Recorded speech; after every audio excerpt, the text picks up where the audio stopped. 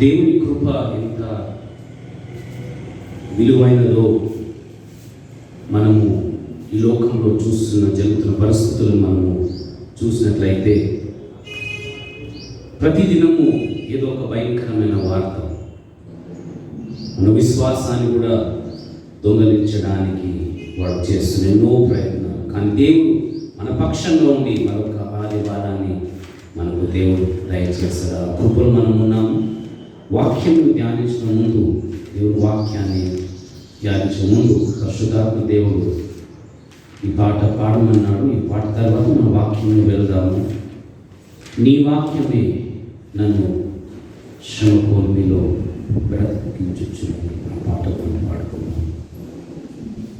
నీ వాక్యమే శ్రమ కొలిమిలో నన్ను బ్రతికించుచున్నది.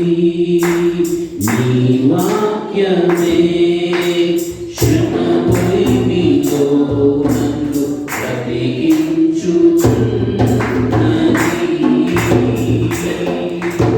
నా బాధలో అది బహు నెమ్మది కలిగించుచున్నది. నా బాధలో అది బహు నెమ్మది కలిగించుచున్నది.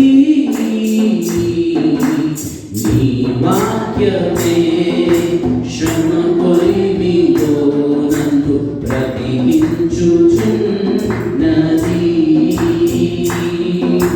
శ్రమయందు నాకు నీ ధర్మశాస్త్రము సంతోషమియ్యని ఎడలా. శ్రమయందు నాకు నీ ధర్మశాస్త్రము సంతోషమియ్యని ఎడలా. బహుకాలము క్రితమే నేను నశించి యుందునయ్యా.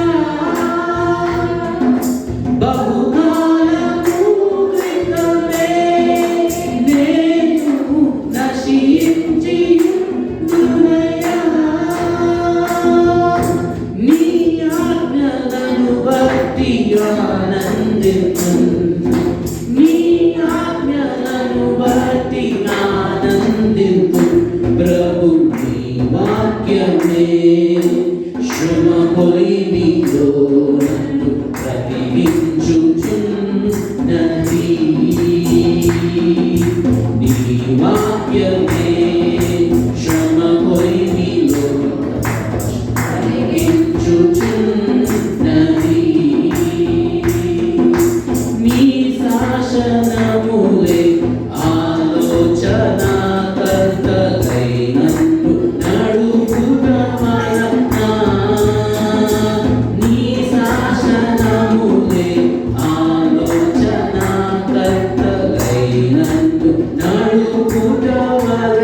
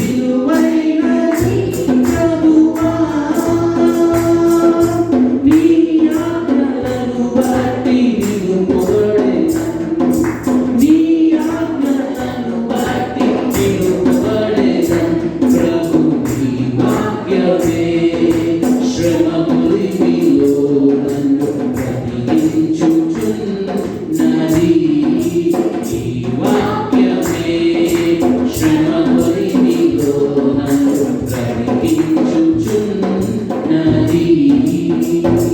దేవునికి స్తోత్రం. ఈ పాట రాసి కోసం రికార్డింగ్ అపోజిల్ రంజితోఫర్ గారు. ఈ పాట నన్ను ఎంతో బలపరిచినది. పరిశుద్ధాత్మ దేవుడు ఎందుకు మనం వాక్యం వినక ముందు ఈ పాట పాడమన్నాడు. సో కొద్ది నిమిషాలు దేవుని స్వరాన్ని మనం విందాము, ఆశతో విందాము. ఆయన ఒక మాట మాట్లాడినా కూడా మన జీవితాలు మార్చబడతాయి. మత్తయి సువార్త బైబిల్స్ తెచ్చినట్లయితే చదివి సాయం చేయాలని ఆశపడుతుంది. మత్తయి సువార్త 14వ అధ్యాయం, the book of Matthews chapter 14, 14వ వచనం నుంచి 21 వరకు మనం చదువుకుందాం. ఆయన వచ్చి ఆ గొప్ప సమూహం ఆయన వెంట వెళ్ళింది. చదువు 21st. ఆయన వచ్చి ఆ గొప్ప సమూహమును చూచి వారి మీద కనికరపడి వారిలో రోగులైన వారిని స్వస్థపరిచెను. సాయంకాలమైనప్పుడు శిష్యులు ఆయన యొద్దకు వచ్చి, ఇది అరణ్య ప్రదేశము, ఇప్పటికే ప్రొద్దుపోయెను. ఈ జనులు గ్రామములోనికి వెళ్ళి భోజన పదార్థములు కొనుక్కొనుటకై వారిని పంపివేయమని చెప్పిరి. యేసు వారు వెళ్ళనక్కరలేదు, మీరే వారికి భోజనము పెట్టుడని వారితో చెప్పగా, వారు ఇక్కడ మన యొద్ద 5 రొట్టెలు 2 చేపలు తప్ప మరి ఏమీ లేదని ఆయనతో చెప్పిరి. అందుకాయన వాటిని నా యొద్దకు తెండని చెప్పి పచ్చిక మోది కూర్చుండని జనులకు ఆజ్ఞాపించి ఆ 5 రొట్టెలు 2 చేపలు పట్టుకొని ఆకాశము వైపు కన్నులెత్తి ఆశీర్వదించి ఆ రొట్టెలు విరిచి శిష్యులందరికీ ఇచ్చెను. శిష్యులు జనులకు వడ్డించిరి. వారందరూ తిని తృప్తి పొందెను. తరువాత మిగిలిన ముక్కలు 12 గంపల నిండా ఎత్తిరి. స్త్రీలును పిల్లలను గాక తినువారు ఇచ్చుమించును 5,000 మంది పురుషులు. చాలు ప్రార్థించుకున్నాం. Thank you lord. పరిశుద్ధుడా, మహోన్నతుడా, ఆశ్చర్యకరుడా, ఆలోచనకర్త, సర్వశక్తి మంత్రుడా, మీరు ఎంత గొప్పవారో మేము పెదవుతో చెప్తాం, కానీ నిజముగా మీ శక్తి, మీ బలము, మీ గొప్పతనాన్ని వర్ణించడానికి మేము పాటి వారము దేవా. ఈరోజు మరొకసారి మీ మహాకృపను బట్టి దావీదు భక్తుడు ఏ రీతిగా మీ సన్నిధిని ప్రేమించాడు, మీ సన్నిధిని ప్రేమించి మేము అందరము దేవా మీ స్వరం వినడానికి వచ్చాము దేవా. అయా థ్యాంక్ యూ. మా శరీరాలను మీరు చూడకండి, మా జీవితాలను చూడకండి, మీ కృపలో మీరు మమ్మల్ని రక్షించారని దేవా మీరు జ్ఞాపకం చేసుకోమని ప్రార్థిస్తూ, మీ రక్తము మా కోసం కాచినారని జ్ఞాపకం చేసుకోమని ఈరోజు పరిశుద్ధాత్మ దేవా మీరు అన్నారు, ఎక్కడైతే 2 ఉన్నారు ఉంటాను సరిచమహోన్నతుల దిగిరండి. కొద్ది నిమిషాలు మీరు మాతో మాట్లాడండి దేవా. నన్ను దర్శించండి, మా అందరిని దర్శించండి. మీరు మాట్లాడుతున్నప్పుడు శబ్దాలు మీ కృప నాకు మనకు దయచేయమని మీ వైపు చూసే నడిపింపు అభిషేకాన్ని రిలీజ్ చేస్తూ ప్రతి దురాత్మక కార్యశక్తులు మంది వేస్తూ సంపూర్ణమైన క్రీస్తు రాజ్యము వాడు దేవుడు మీరు స్థాపించమని ప్రార్థిస్తూ, క్రీస్తు మనసుతో క్రీస్తు బలముతో ఆరోగ్యంతో మమ్మల్ని కరుణించి దీవించమని, నిజమైన వాక్యముల బలాన్ని మాకు మీరు రుచి చూపించమని ముందున సమయాన్ని మీ చేతిలో పెడుతూ నిజ వాగ్దానం మీ నోట్ల మాటలు స్థానంలో పరిశుద్ధ మాటలకు ఉన్నతుల దిగరండి పరిశుద్ధ స్థలముతో శక్తి వేగముతో నింపబడి మీలో ఇంకొందరూ ఆనందించుకో నాకు ఒక దయచేయమని నజరేయుడైన యేసు నామములో ప్రార్థిస్తున్నాను తండ్రి, ఆమేన్. హల్లెలూయా. చదవబడిన లేఖనములో యేసయ్య శిష్యులతో ఒక స్థలానికి వస్తాడు. యేసయ్య అంటే ఎవరు? ఈరోజు యేసు యొక్క నామమా, ఒక మనుషుడా, లేకపోతే అన్ని నామముల కన్నా పైనామమైన తండ్రి కుమారుడా నా జీవితంలో మన జీవితంలో అని మనము ఒకసారి శ్రద్ధగా మనం ఎగ్జామిన్ చేసుకోవాలి. ఇక్కడ ఎన్నోసార్లు నేను దేవుణ్ణి స్తుతించాను, దేవుని సన్నిధిలో ఆనందించాను, కానీ మనకు ఒక చాలా ఇంపార్టెంట్ ప్రాముఖ్యమైన విషయాన్ని ఈరోజు నేర్పించాలని ఆశపడుతున్నాడు. ఇక్కడ వచ్చినప్పుడు శిష్యులతో అది 50th verse అమ్మ చదవం. 50th verseలో ఆ ప్రదేశం అరణ్య ప్రదేశం వీళ్ళున్న ప్రదేశము జాగ్రత్తగా అరణ్య ప్రదేశము. దేవుడు చూసుకున్నాం అంటే ఆయన చేసిన ప్లేసెస్ మనము ధ్యానించాలంటే ఎక్కడ ఉన్నాడు? అరణ్య ప్రదేశంలో అక్కడ వారితో ఉన్నాడు. గొప్ప సైన్యం అంటే అంతే, గొప్ప మనుషులు అక్కడ ఉన్నారు, చాలా మంది ఉన్నారు. ఇక్కడ అరణ్యములో యేసయ్య శిష్యులతో ఉన్నాడు.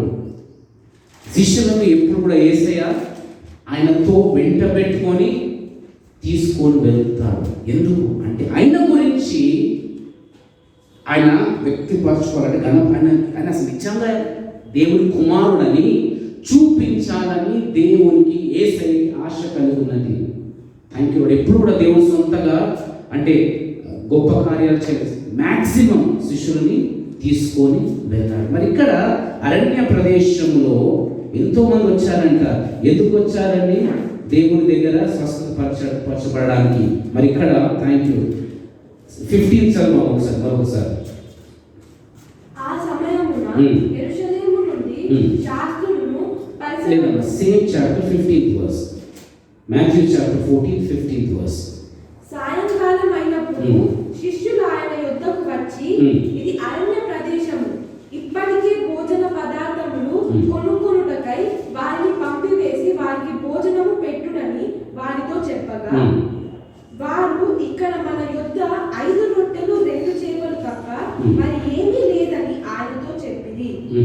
చాలు. ఇక్కడ శిష్యులు అంటున్నారు, దేవా యేసయ్యను పంపివేసి చాలా టైం అయిపోయింది, మీరు మరి పంపించినట్లయితే వారు వెళ్ళి అంటే తినడానికి ఏదన్నా కొనుక్కోవచ్చని వారు మాట్లాడుతున్నప్పుడు యేసు ఏమంటున్నాడంటే, యేసు వారు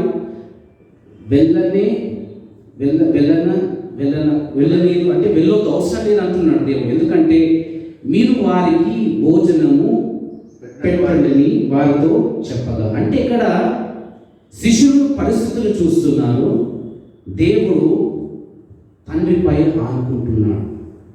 ఇక్కడ చాలా శ్రద్ధగా వినాలి. యేసు ఎందుకు వచ్చాడంటే లోకంలో తండ్రి చిత్తాన్ని జరిగించడానికి. తండ్రి చిత్తం ఏంటంటే ఈ లోకంలో నిజమైన దేవుడు యేసయ్యని అని చూపించడానికి ఆయన కుమారుణ్ణి పంపించాడు. ఇక్కడ మనం శ్రద్ధగా వింటే ఎంతమంది తిన్నారంటే 5,000 మంది. ఎంత తిన్నారండి? ఎన్ని డేస్ తిన్నారు? 5 ఎన్ని రొట్టెలు? శ్రద్ధగా వినాలి. 5 రొట్టెలు 2 చేపలు. అంటే ఇప్పుడు నేను ఆ 5 రొట్టెలు ఇక్కడ తీసుకొని వచ్చి 2 చేపలు నేను తీసుకొని ఎంతమంది తినగలుగుతారు మన లోపల? ఒక 1 person. శ్రద్ధగా వినాలి. ఎందుకంటే వినుకుందా, మీరు శ్రద్ధగా వినకపోతే పరిశుద్ధాత్మ దేవుడు కూడా అంత ఫాస్ట్గా మూవ్ కాడు. I waiting upon the lord. ఇక్కడ ఎంతమంది? 5 అంటే ఇక్కడ 5 రొట్టెలు 5 loaves and 2 fish. అవన్నీ ఇప్పుడు నేను తెచ్చిపెట్టినట్లయితే ఎంతమంది తింటారు? ఒక వ్యక్తి తినొచ్చు. మంచి హీటర్ అయితే చనిపోదు. ఇలా ఎంత వేల మందిని పోషించాడు యేసయ్య. అంటే ఇక్కడ ఒక గొప్ప అంటే దేవుని సాక్ష్యం మనం చూడగలం. అంటే ఆయన ఏమన్నాడంటే వారి ఇక్కడ మన యొద్ద 5 రొట్టెలు 2 చేపలు తప్ప మరి ఏమీ లేదని ఆయనతో చెప్పిరి. అందుకు ఆయన వాటిని నా యొద్దకు తెండి అని చెప్పి, అంటే నా దగ్గర తీసుకొని రామని. అంటే మన జీవితాలు కూడా దేవుని చేతిలో మనము సమర్పించుకున్నప్పుడు దేవుడు అద్భుతాలు చేస్తాడు. ఆయన చేతిలో ఉంటే ఆశీర్వాదము, బయట ఉంటే 5 రొట్టెలు 2 చేపలు. శ్రద్ధ వినలు. ఇప్పుడు నేను తెచ్చి వీక్కుండా దేవుడు ఇది 5 రొట్టెలు 2 చేపలు 1000 మందికి సరిపోతుందంటే నమ్ముతారా? అన్నకి కొంచెం పిచ్చెక్కింది. ఈ యేసయ్య అంటే బైబిల్ చదువుకోవాలా, బైబిల్ మనం మూసేయాలా. ఇప్పుడు చాటగా యేసయ్యకి ఏమి చాటగా యేసయ్యకి అని అనుకుంటాం. ఎందుకంటే ఈ లోకంలో నేను నేర్చుకుంటుంది ఏంటంటే విశ్వాసాన్ని మనము కాపాడుకోవాలి. మన విశ్వాసాన్ని దొంగలించడానికి సాతాను ప్రతిరోజు ఏదో ఒక పరిస్థితి మన జీవితాల్లో తీసుకొని వస్తాడు. మనం కాంప్రమైజ్ అయిపోతే లోకంతో సాతాను కూడా సంతోషపడతాడు. If you compromise your standards with the world, అప్పుడు దేవుడు సాతాను కూడా నీ దగ్గరికి రాడు. అది గొప్ప మర్మం. ఇక్కడ శిష్యులతో నా దగ్గర తీసుకొని రామంటున్నాడు. శిష్యులు ఎందుకు ఎప్పుడు దేవుడు తీసుకొని వెళ్తూ ఉంటాడంటే ఏ రీతిగా ఈ లోకంలో జీవించాలో నేర్పించడానికి యేసయ్య ఆశ కలిగి ఉన్నాడు. అందుకొరకే మత్తయి సువార్త బుక్ ఆఫ్ మాథ్యూ 11:29 ఇక్కడ మనకు కూడా పిలిపించాడు. మత్తయి సువార్త 11:29 నేను సాత్వికుడను, దీన మనస్సు గలవాడను కనుక మీ మీద నా కాడి ఎత్తుకొని నా యొద్ద నేర్చుకొనుడి, అప్పుడు మీ ప్రాణములకు విశ్రాంతి దొరుకును. ఏలయనగా నా కాడి సులువుగాను నా భారము తేలికగాను ఉన్నవి. నేను సాత్వికుడను, నా దగ్గర మీరు నేర్చుకోమంటున్నాడు. ప్రతి విశ్వాసి అనగా నీతి బాప్తిజం తీసుకొని యేసయ్యని తన రక్షకుడుగా అంగీకరించిన ప్రతి విశ్వాసి మొదటిగా ఏం చేయాలంటే యేసయ్య దగ్గర నేర్చుకోవాలని ఆ స్వభావము ఉండాలి. ఎంతవరకు నేర్చుకోవాలండి? నీ శరీరంలో ఊపిరి ఉన్నంత వరకు యేసయ్య నాకు నేర్పించు, నీ స్వారూప్యమును నన్ను చెక్కు. ఎలా అయితే ఆకలి అవుతుందో మనం ప్రతిరోజు తింటాం కదా. ఎందుకు తింటాము? మన శరీరానికి బలం, ప్రోటీన్స్, విటమిన్స్, దాంట్లో మనం పిహెచ్డి చేసిన వందనాలు సూత్రం. ఏసే జ్ఞానంలో నిల్. ఎందుకంటే నా జీవితంలో సాతాను ఎన్నో కార్యాలు ఏ రీతిగా చేశాడంటే ఇంకా జరిగిస్తున్నాడు. కొన్నిసార్లు దేవుడి వాక్యంపై అంటే డౌట్ వాడు క్రియేట్ చేస్తాడు. మాట్లాడిన నీతో అవతో కూడా మాట్లాడింది కదా సాతాను వచ్చి అన్నాడా? దేవుడి వాక్యాన్ని వాడు వాడుకుంటాడు. గుర్తుపెట్టుకోండి, దేవుడి వాక్యాన్ని వాడుకుంటూ దేవుడికి చెప్పాడు కదా, మరి నీ జీవితంలో ఇంకా ఏం కార్యాలు జరుగుతలేవు కదా, నువ్వు ఏదో ప్రార్థించావు కానీ నేను చూడలేకపోతున్నావు కదా, నువ్వే మాట్లాడుకుంటున్నావేమో అని ఆ తలంపులు మనకు పుట్టించేది సాతాను. ఈరోజు చాలా ఇంపార్టెంట్. ఆ దేవుడు ఆ రొట్టెలను తీసుకొని 2 చేపలు తీసుకొని ఏం చేస్తాడో చూద్దాం. 19th verse ఆకాశం వైపు కనులెత్తి ఆశీర్వదించి, ఎవరి వైపు చూశాడండి? ఆకాశము వైపు కనులెత్తి ఆశీర్వదించి ఆ రొట్టెలను విరిచి శిష్యులకు ఇచ్చెను. ఎవరి వైపు చూస్తున్నాడు? తండ్రిని చూస్తున్నాడు. Is looking to his father.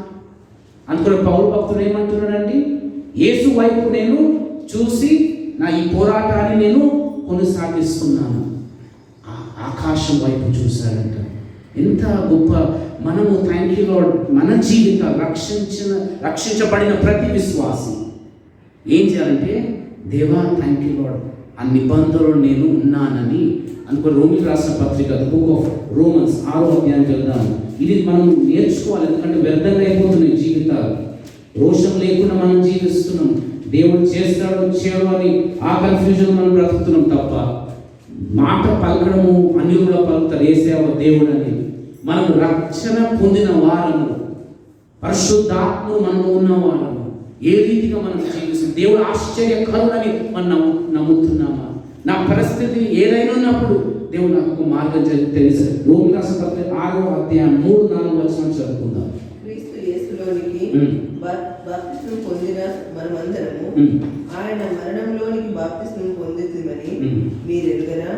కాబట్టి తండ్రి మహిమ వలన క్రీస్తు మృతుల నుండి ఏలాగు లేపబడినో అలాగే మనము నూతన జీవం పొందిన వారమే నడుచుకున్నట్లు మనం బాప్తిస్మం వలన మరణంలో పాలు పొందుటకై ఆయనతో కూడా పాతిపెట్టబడితిమి. ఈ గొప్ప మర్మం మీరు శ్రద్ధగా వినాలి. ఎందుకంటే దేవుడు దీవించాలని ఆశపడతాడు, ఆశ కలిగి ఉన్నాడు. కానీ మనము దేవుని నమ్మము, దేవుని వాక్యం శ్రద్ధగా వినము. ఒక మనుషుడు మాట్లాడుతున్నాడు మనం అనుకున్నట్లయితే వేస్టే. ఆదివారం ఆరాధన కూడా వేస్టే. ఎందుకంటే నేను దేవుని దగ్గర పొందుకోవాలి. ఆ బాప్తిజం మర్మం మనము విన్నట్లయితే ఆయన మరణంలో మనం పాలు పొందామంట. క్రీస్తు మరణంలో మరణించిన తర్వాత నూతన జీవము, నూతన స్వభావం, క్రీస్తు స్వభావము కలిగి మనము జీవించాలి. ఆయన చేతిలో పెట్టినది అది థ్యాంక్ యూ మల్టిప్లై అని గుర్తుపెట్టుకోండి. ఆశీర్వదించ అందుకొరికి ఆదికాండం వెళ్దాం. ఆదాము అవ్వను చేసిన తర్వాత దేవుడు వారిని ఏం చేయమన్నాడో మొదటి అధ్యాయం ద బుక్ ఆఫ్ జెనసిస్ అమ్మ ఆదికాండం 1వ అధ్యాయం 28వ వచనం, 28th verse. దేవుడు Hmm. వారిని ఆశీర్వదించెను. ఎట్లనగా మీరు ఫలించి అభివృద్ధి పొంది విస్తరించి భూమిని నిండించి దాన్ని లోపరుచుకొనుడి. సముద్రపు చేపలను ఆకాశ పక్షులను భూమి మీద ప్రతి జీవిని ఏలుడని దేవుడు వారితో చెప్పెను. ఇక్కడ ఏ రీతిగా దేవుడు వారిని ఆశీర్వదించి ఎట్లనగా మీరు ఫలించి అభివృద్ధి పొంది విస్తరించి, అది మన ఆశీర్వాదం క్రీస్తులో. గుర్తుపెట్టుకోండి, ఏ రీతిగా ఫలించి, మొదటిగా ఫలించాల క్రీస్తులో, ఫలించిన తర్వాత అభివృద్ధి పొందుతాము, దాని తర్వాత విస్తరింపచేయబడతాం. ఈరోజు పరిశుద్ధాత్మ దేవుడు మనకు ఒక సత్యాన్ని నేర్పిస్తున్నాడు. ఎంతమంది నిజంగా దేవుడు థ్యాంక్ యూ లార్డ్ నా పోషకుడు అని నమ్ముతున్నాం? ఎంతమంది దేవుడు నా రక్షకుడు అని నమ్ముతున్నాం? ఎంతమంది దేవుడు నా విమోచకుడు అని నమ్ముతున్నాం? శిశువు మాట నేర్పించడం మనకు నేర్పిస్తుంది. ఆయన చేతిలో మనం పెట్టింది ఏది కూడా వ్యర్థం కాదు. మన జీవితాన్ని కోరుతున్నాడు ఈరోజు టు మల్టిప్లై. దేవుడు గాడ్ ఆఫ్ మల్టిప్లికేషన్. కానీ మన ఆలోచన ఏంటంటే ఆశీర్వదిస్తడం లేదు, నా కష్టాలు ఉంటాయి, తప్పకుండా ఉంటాయి. కానీ యోబుని ఏ రీతిగా పరీక్షించాడు, దాని తర్వాత దీవించాడు. యోసేపుని ఏ రీతిగా ఆయన భయంకరమైన పరిస్థితి తీసుకొని వెళ్ళినా కూడా రాజు స్థానంలో పెట్టాడు యోసేపుని. ఏ రీతిగా థ్యాంక్ యూ లార్డ్ మోషేను నడిపించాడు. 40 సంవత్సరాలు కష్టంలో ఆయన జీవించాడు. ఈరోజు ఆయన రొట్టెల చేపలు అంటున్నాడు. ఇక్కడ రొట్టెల గురించి మనం ధ్యానించినట్లయితే దేవుడు ఆది కాండం నుంచి మొదలుపెట్టి ప్రతి లేఖనంలో ఆయన గురించి ఆయన మాట్లాడాలని ఆశపడుతున్నాడు. అందుకొరకే ద్వితీయోపదేశ కాండము ఇటువంటి వెళ్దాం. ద్వితీయోపదేశ కాండము 8th chapter 8వ అధ్యాయము 2 నుంచి 4 వచనాలు చదువుకుందాం. ద్వితీయోపదేశ కాండము. మరియు నీవు ఆయన ఆజ్ఞలను గైకొందువో లేదో నిన్ను శోధించి నీ హృదయములో నున్నది తెలుసుకొనుటకు నిన్ను అనచు నిమిత్తమును అరణ్యములో ఈ 40 సంవత్సరములు నీ దేవుడైన యెహోవా నిన్ను నడిపించిన మార్గమంతటిని జ్ఞాపకము చేసుకొనుము. ఆహారము వలననే గాక యెహోవా సెలవిచ్చిన ప్రతి మాట వలన నరులు బ్రతుకుదురని నీకు తెలియజేయుటకు ఆయన నిన్ను అణచి నీకు ఆకలి కలుగజేసి నీవే గాని నీ పితరులే గాని ఎన్నడెరుగని మన్నాతో నిన్ను పోషించెను. ఇక్కడ శ్రద్ధగా వింటే అరణ్యము అనే ఘట్టము చాలా ప్రాముఖ్యమైన ఒక విశ్వాసి జీవితంలో. ఐగుప్తు నుంచి ఆయన జనము ఇజ్రాయెల్ని విమోచించి అరణ్యంలో నడిపించాలి. ఎందుకు? ఇక్కడ ఎంత బ్యూటిఫుల్గా రాశారు. మరియు నీవు ఆయన ఆజ్ఞలను గైకొందువో లేదో నిన్ను శోధించి నీ హృదయంలో నున్నది తెలుసుకున్నట్లు నిన్ను అనుచు నిమిత్తము అరణ్యంలో ఈ 40 సంవత్సరములు నీ దేవుడైన యెహోవా నిన్ను నడిపించి మార్గములన్నిటినీ గైకొను. అంటే ఇక్కడ ఏమంటున్నంటే మన హృదయంలో ఏముందో దేవుడు చూడడానికి అరణ్యము అనే ఒక పరీక్ష మన జీవితంలో పెడతాడు. శ్రద్ధగా వినాలి. అరణ్యం అంటే ఇష్టం ఉండదు. ఎవరికి ఇష్టము? నాకు కూడా ఇష్టము, నాకు సంతోషం ఇష్టము. ప్రార్థించినాక కార్యాలు అయిపోవాలి. అన్నీ నేను ఏదైతే ఆలోచిస్తున్నానో ఆ నా జీవితం ఉండాలని నేను కూడా ఆశపడుతున్నాను. ఎందుకంటే శరీరంలో జీవితం. కానీ క్రీస్తుని మనము అంగీకరించిన తర్వాత, కృప పొందిన తర్వాత మనం దేని చేత నడిపించబడాలా? శరీరంతోనా, ఆత్మచోనా? ఆత్మ. అందుకొకే రోమన్ రాసిన పత్రిక the book of Romans chapter 8:4 ఎందరైతే ఆయన ఆత్మ ద్వారా నడిపించబడుతారో వారే దేవుని కుమారులని అక్కడ రాయబడి ఉన్నది. ఎందరైతే, అందరూ అంటలేదు. రక్షణ పొందిన తర్వాత కూడా మనం డిసైడ్ చేయాలి. దేవుడికి లోబడతామా, లోకానికి లోబడతామా? శరీరాన్ని మనం సంతోష పెడతామా? దేవుని వాక్యాన్ని మనము నమ్ముతాం.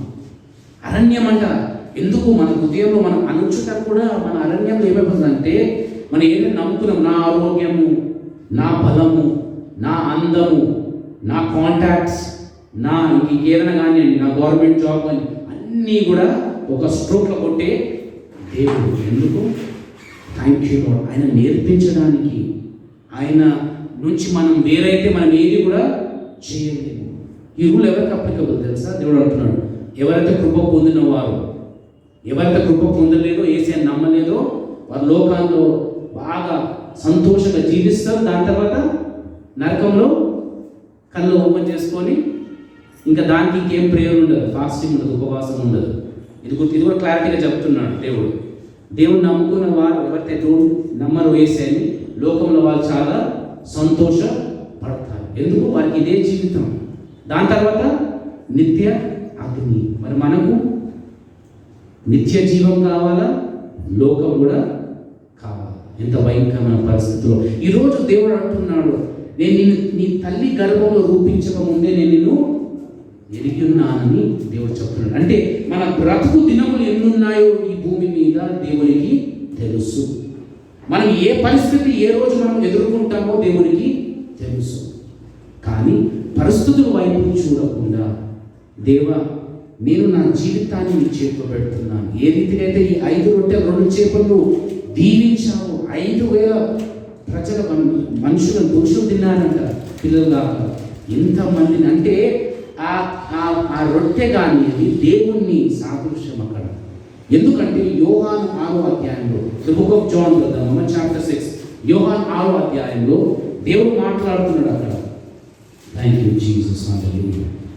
ఆ రొట్టె గురించి ఎందుకు ఇక్కడ దేవుడు అంటే నీళ్ళ గురించి దేవుడు మాట్లాడతాడు ఒక ఉపమానంలో. ఇక్కడ రొట్టె గురించి మనం చూసినట్లయితే యోహాను 6వ అధ్యాయం, ది బుక్ ఆఫ్ జాన్ 6వ అధ్యాయంలో, థ్యాంక్ యూ లార్డ్, ఇక్కడ 31 నుంచి చదువుకుందాం. 31 నుంచి 35 వచనం చదువుకుందాం.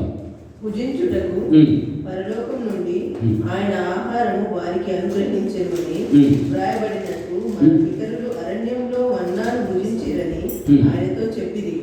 కాబట్టి యేసు పరలోకం నుండి వచ్చు ఆహారము మోషే మీకు ఇయ్యలేదు, నా తండ్రియే పరలోకం నుండి వచ్చు నిజమైన ఆహారము మీకు అనుగ్రహించుచున్నాడు.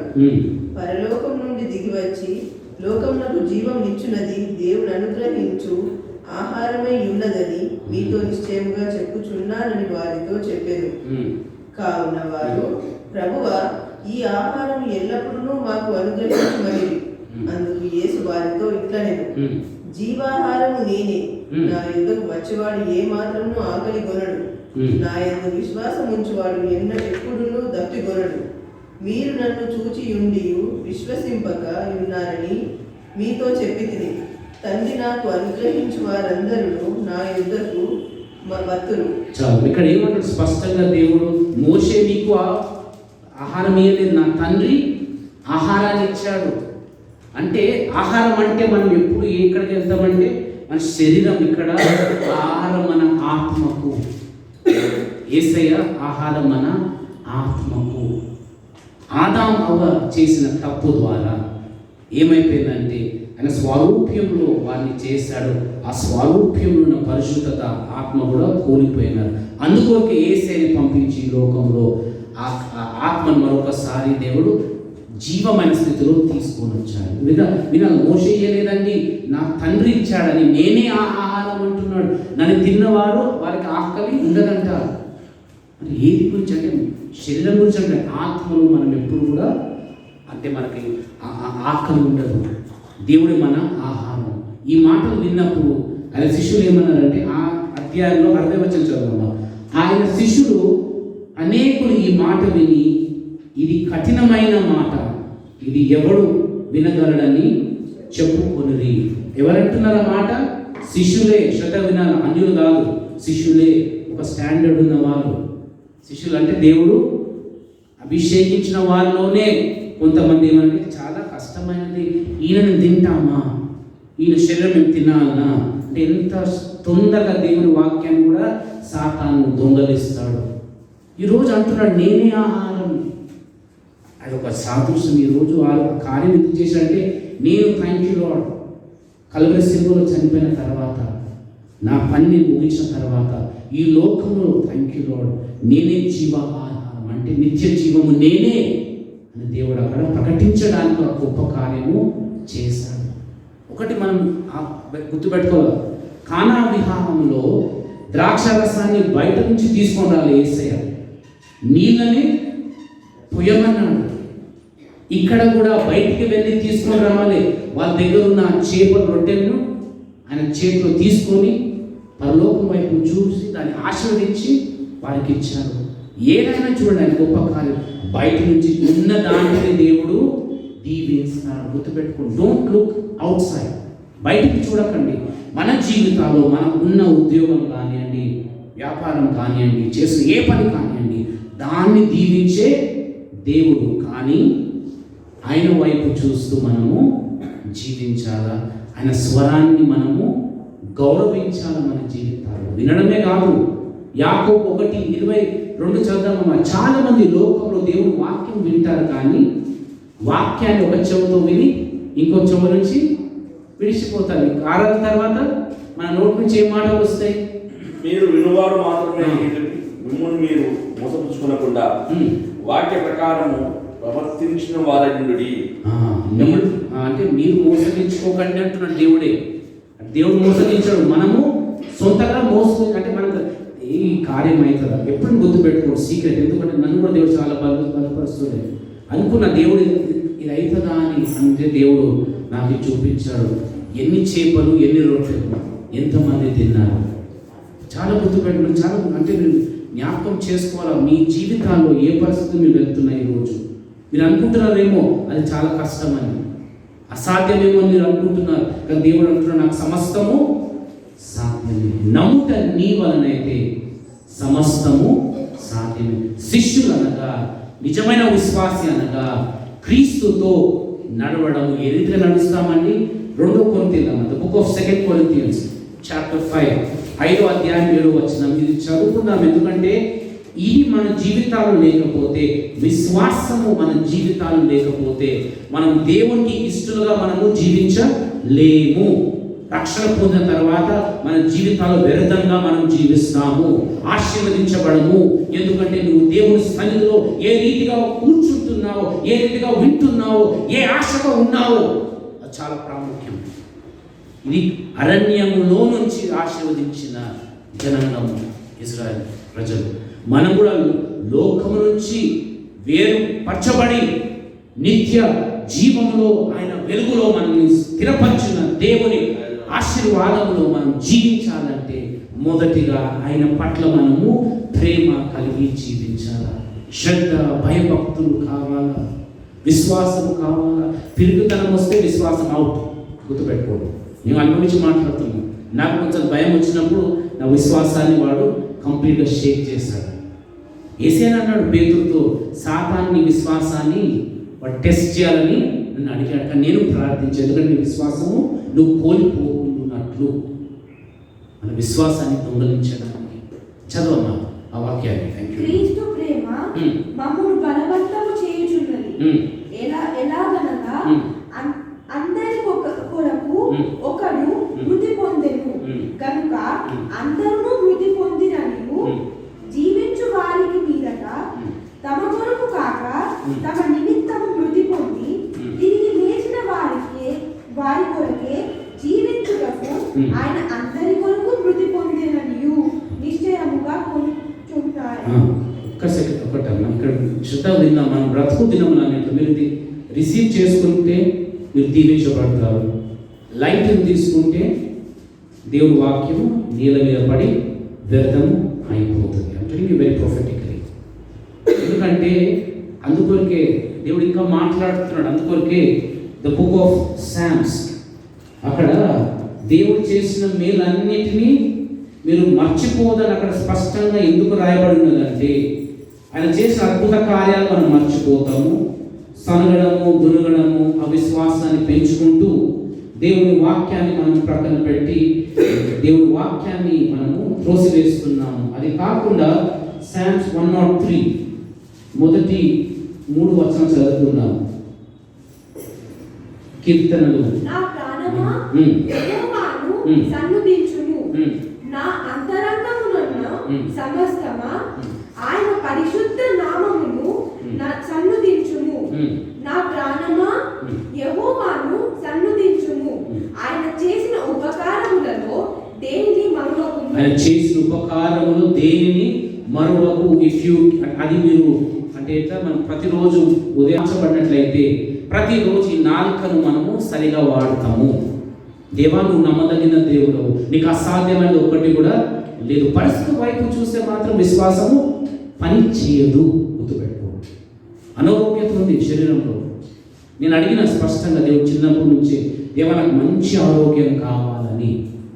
అంటే మీకు ఎందుకు చెప్తున్నా పదే అంటే దేవుని మనసు ఏ రీతిగా ఉంటుందంటే మనం ఎన్నుకున్న తర్వాత ఆయన దేవుడుగా ఈలుబడి చేయని ఆశపడతాడు. ఆయన దేవుడు మనము కాదు, మన మనుషులమే, నిమిత్త మాత్రమే.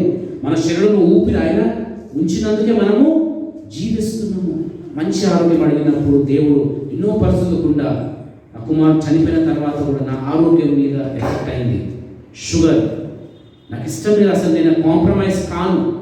కానీ దేవుడు అది అలా చేస్తాడు. అన్న ఇలా చెప్తారా, దేవుడు ప్రేమామయుడు కదా అంటే మరి పౌలు భక్తుడు ఏమన్నాడు?